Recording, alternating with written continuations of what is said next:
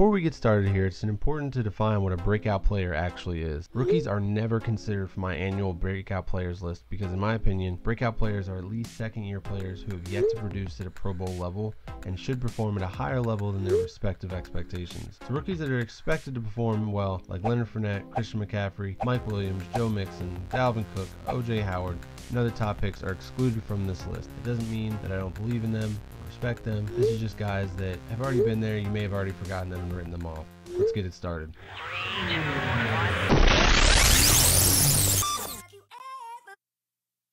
The Dolphins offense found some much needed balance in 2016, and the dividends should be paid to the wide receivers in 2017 as defenses key in on stopping Jay Ajayi. The third year for wide receivers is supposed to be the year it all comes together, and the Dolphins have to be hoping that's the case for Devante Parker. Parker could step up as a wide receiver 1 in this offense this year, with Jarvis Landry filling the role as the possession guy in the slot, and Kenny Stills keeping defenses honest as the deep threat. Newly acquired tight end Julius Thomas could steal some touchdowns in the red zone from Parker, but he hasn't shown an ability to consistently contribute since his time with Peyton Manning. Parker's ADP, or average draft position, is currently hovering around the century mark, so you should be able to grab him in the 8th round or so in a 12-team league.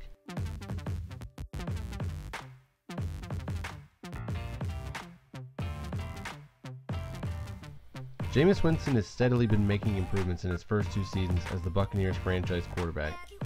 The third year is the assumed season where players make the biggest jump in performance, and combine that with the plethora of weapons Winston has at his disposal, it sets 2017 up for a huge year for the Buccaneers offense. Jameis Winston might be the most sure thing on this list to break out in 2017. With a bunch of new weapons acquired via free agency and the draft, Winston can finally settle down, allow plays to develop, and find the open man. As long as his offensive line can keep him upright, Winston could produce in the top 10 of this league for the quarterback position. And if Doug Martin can return to his 2015 form, look out for this offense as a whole to be full of fantasy studs. Winston currently has an ADP of 93 overall, but he's likely going to skyrocket as the season approaches, so you might want to plan on drafting him around the 5th or 6th round.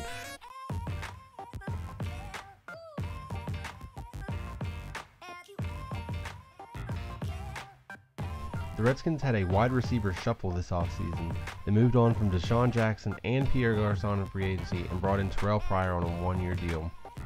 Meanwhile, Josh Doxson was hurt for most of his rookie year, but should be healthy this year and will be a huge red zone target for Kirk Cousins alongside Pryor. But Jamison Crowder really blew up last year as the Redskins slot receiver and should continue to build on his 2016 performance with an even greater one as the most familiar face for Cousins.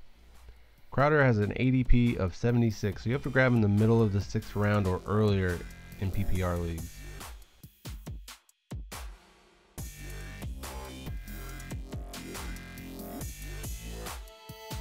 Hopefully Ty Montgomery can keep his running back wide receiver position flex in 2017, but he's primed for a big year regardless, especially in PPR leagues.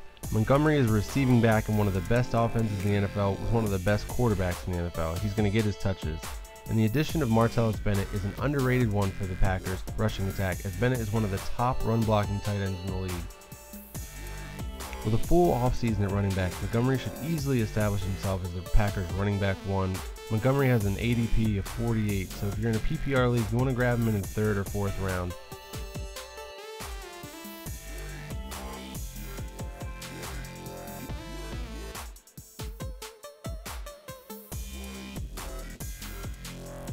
Hunter Henry may have only had 36 catches in 2016, but 8 of them went for touchdowns. Tight ends don't typically have as much success in their rookie seasons as Hunter Henry saw in 2016, and with Antonio Gates a year older, Henry should be an even bigger focal point in the Chargers passing game this year. Gates is currently tied with Tony Gonzalez for all-time touchdown catches by a tight end, so Philip Rivers should be targeting him early and often in the red zone, but the pendulum should swing in Henry's way as the season progresses.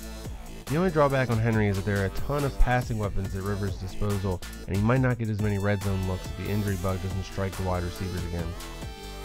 Hunter Henry's ADP is 88, so he's going somewhere between the 7th and 8th rounds on average.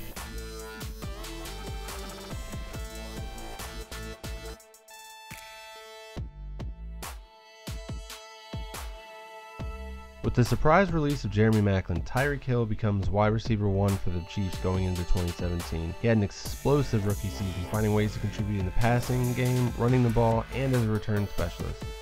Andy Reid is likely been spending a majority of this offseason planning for ways to get him involved even more. The Chiefs likely had a vision of eventually stretching the field with Hill when trading up for Patrick Mahomes, because Alex Smith won't be able to fully take advantage of his deep speed. The trick this season will be avoiding overuse of the undersized human joystick.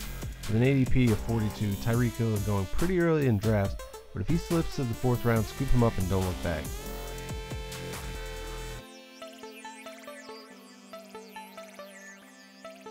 The Browns letting Terrell Pryor walk in free agency wasn't an indictment on Pryor, but shows confidence in Corey Coleman being able to take the wide receiver 1 role in the Browns offense going forward. Rookie seasons are tough enough on wide receivers anyways, but Coleman breaking his hand was especially unfortunate for him. Coleman is currently at 108 in ADP, so you can wait on Coleman until the 9th round.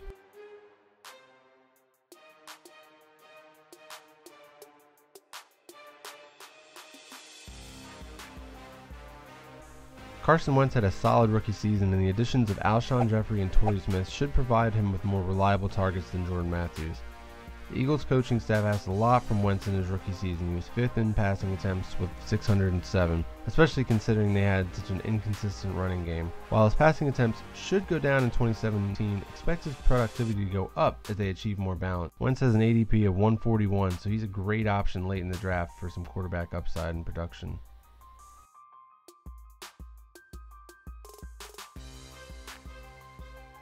Every free agent running back was rumored to be a potential match for the Giants, but they stuck with their current stable of running backs. There's belief in-house that Perkins can be a 3-down running back, and he will certainly get that chance in 2017. The offensive line has held the Giants' offense back in the past, but teams will have to respect the weapons in the passing game this year, opening up holes for Perkins. Until further notice, he's the best option the Giants have at running back. Perkins currently has an ADP of 88, so grab him in the 7th round.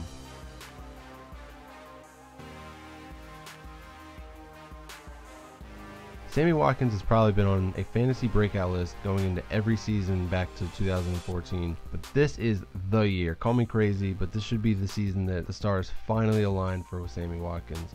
Injuries will continue to be the biggest threat to hold Sammy Watkins back since he's missed 11 games over the past 2 seasons. The Bills declined the 5th-year option on Watkins' rookie contract, so this becomes a contract season for him. He's the only familiar face of wide receiver for Tyrod Taylor, and Taylor is also in a prove-it year. Watkins is currently at 33 on the average draft position list, which means you might need to grab him pretty early, but if he slips to the 4th round, he could be one of the biggest steals in the draft.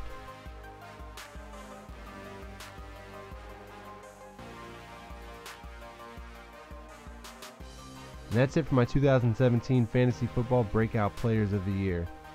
If you like this video, don't forget to hit like and subscribe to the channel so you can see more videos like this as the season approaches.